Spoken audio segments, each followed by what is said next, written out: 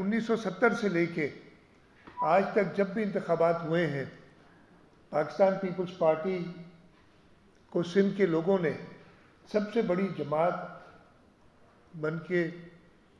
بنانے کے لیے ووٹ دیے ہیں، اور اس دفعے اللہ تعالیٰ کا کرم ہے کہ ہم اس وقت 168 کے ہاؤس میں، بلکہ ایک ہمارے دوست عزیز جو نجو صاحب مرحوم، ان کا انتقال ہو گیا الیکشن کے بعد، تو 167 کا ہاؤس ہے، اس میں 116 ممبر پاکستان پیپلز پارٹی کے ہیں، اور یہ اللہ تعالیٰ کا بڑا کرم ہے، ہمارے پاس 2/3 جس کو ایبسولوٹ میجورٹی کہتے ہیں اس سے بھی زیادہ نمبر ہیں، لیکن اس کی وجہ سے ہمارے اوپر ذمہ داری بھی اور بڑھ جاتی ہے۔ سندھ کے لوگوں نے جس طریقے سے پاکستان پیپلز پارٹی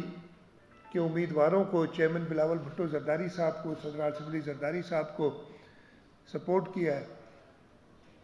وہ ذمہ داری اب حکومت سندھ پہ، پیپلز پارٹی کی حکومت پہ اور زیادہ ہو جاتی ہے کہ ان لوگوں کی امیدوں پہ اور ان کی بے پناہ سپورٹ پہ ہم پورے اتریں۔ آج میں اپنی پریس کانفرنس کی اصل بات شروع ہونے سے پہلے دو چیزیں اور بتانا چاہوں گا۔ سب سے پہلے تو پرسوں ایک تاریخی فیصلہ سپریم کورٹ آف پاکستان نے دیا ہے۔ انہوں نے صدارتی ریفرنس جو صدر آصف علی زرداری نے آج سے 12 سال پہلے جمع کرایا تھا سپریم کورٹ میں، اس پہ ایڈوائز دی ہے، اور اس کا فیصلہ یہی ہے کہ شہید ذوالفقار علی بھٹو کو آئینی طریقے سے ان کا ٹرائل نہیں چلایا گیا، ان کو ڈیو پروسیس پورا نہیں کیا گیا، ان کو اپنی دفاع کا پورا موقع نہیں دیا گیا، اور سپریم کورٹ آف پاکستان نے اپنی غلطی مانی ہے اس کیس میں۔ یہ ونڈیکیشن ہے پاکستان پیپلز پارٹی کے ورکرز کی۔ شہید محترمہ بے نظیر بھٹو، جنہوں نے اپنی پوری زندگی ایک جوانی کی عمر میں اپنے والد شہید ذوالفقار علی بھٹو کی حکومت الٹنے کے باعث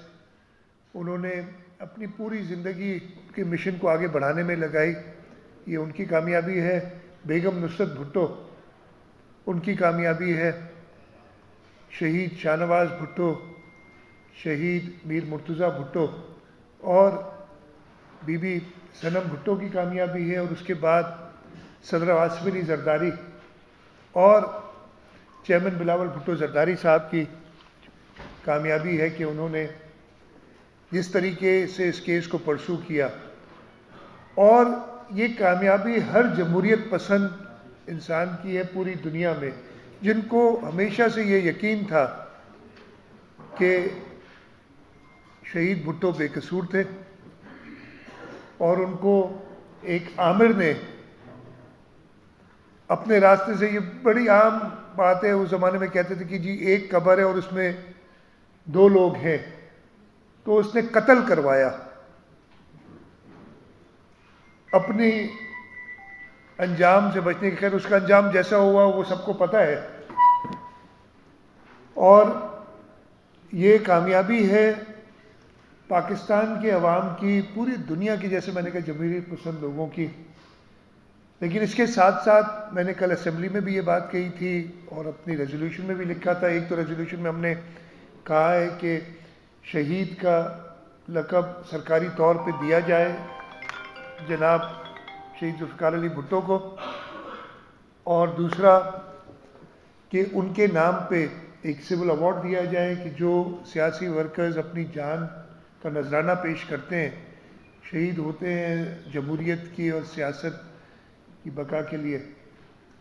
ان کے لیے ایک سول ایوارڈ کا اعلان کیا جائے۔ اور تیسری چیز ہم نے کہی تھی کہ سپریم کورٹ نے اپنی ایڈوائس میں کہا ہے کہ ہمارے پاس وہ انسٹرومنٹ، وہ طریقہ کار موجود نہیں ہے کہ ہم اس ورڈکٹ کو اوور ٹرن کریں، تو یہ کام لیجسلیشن کا ہے۔ میں وفاقی حکومت سے قومی اسمبلی اور سینٹ سے یہ درخواست کروں گا کہ جب اتنا صاف واضح فیصلہ آ گیا ہے تو ان کو بے گناہ، ویسے تو دنیا کو پتہ ہے کہ وہ بے گناہ، اب تو سپریم کورٹ نے بھی کہہ دیا کہ ہم نے غلطی کی، لیکن اس ورڈکٹ کو اوور ٹرن کرنے کے لیے بھی ایک لیگل انسٹرومنٹ بنانا چاہیے ایسے کیسز کے لیے۔ دوسری چیز، آج خواتین کا عالمی دن ہے، اس سلسلے میں بھی میں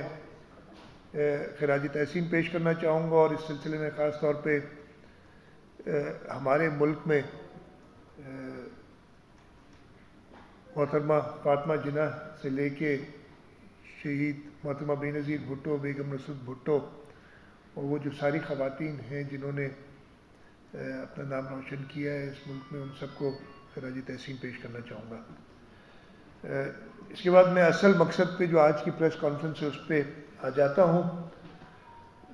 رمضان شریف کی آمد ہے، برکتوں کا مہینہ ہے،